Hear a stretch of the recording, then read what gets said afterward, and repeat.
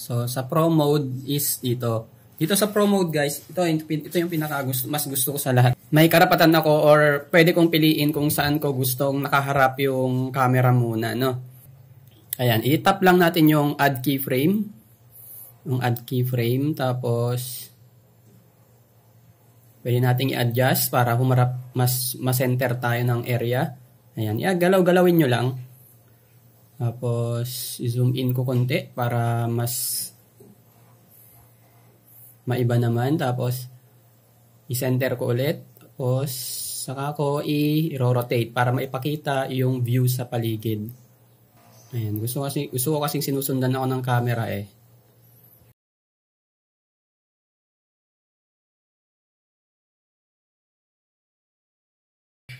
Kaso wala siyang music pa. Lagyan muna natin siya ng music. Pwede ka rin naman maglagay ng music, manually nga lang.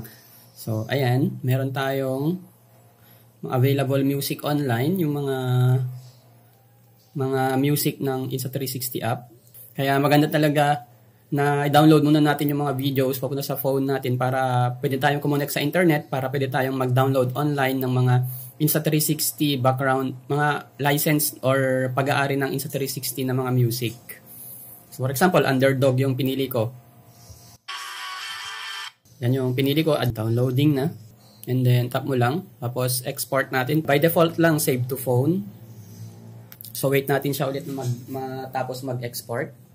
So, guys, may available din tayong drone. Kung gusto nyo rentahan. Meron din tayong DJI Osmo SE 3-axis gimbal video stabilizer. Yan siya guys, pwede nyo pong rentahan. Tsaka meron din tayong DSLR Nikon na pwede nyo pong rentahan ulit. Pag-export natin, pwede na nating panoorin or i-watch sa ating gallery. So ito yung final output niya. I-flash ko na lang din sa ating screen, sa ating vlog.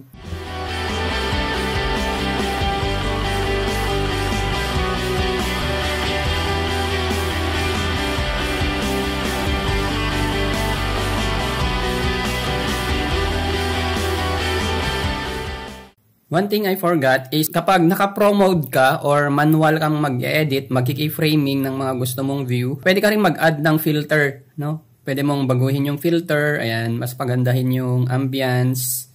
Nasa iyo na lang kung anong gusto mo. Tapos adjust mo yung level ng filter, no? Kung gusto mo naka 75% lang by default, ayan.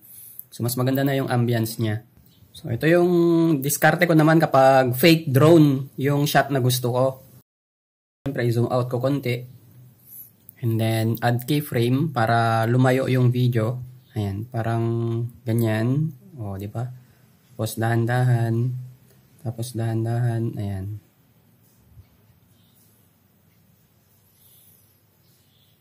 Ayan. So, meron ka ng parang fake drone na may sumusunod sa'yo na video. Tapos,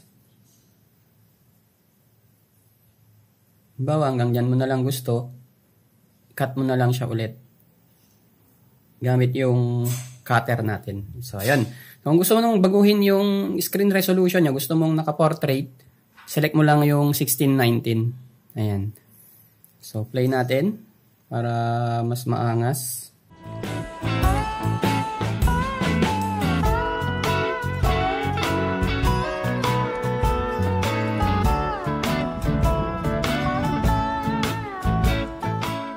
Add ko na rin pala guys sa pagdating sa battery.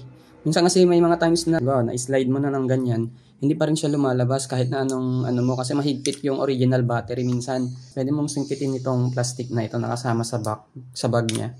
So ayun. Ayan. So hanggang dun lang naman guys yung video natin. Hope na may natutunan kayo, and kung may question kayo, pwede kayong mag-comment down sa ating comment section or mag-message kayo directly sa ating page para ma-replyan namin kayo kaagad sa inyong mga inquiries or mga question. Direct namin kayo ma-replyan agad.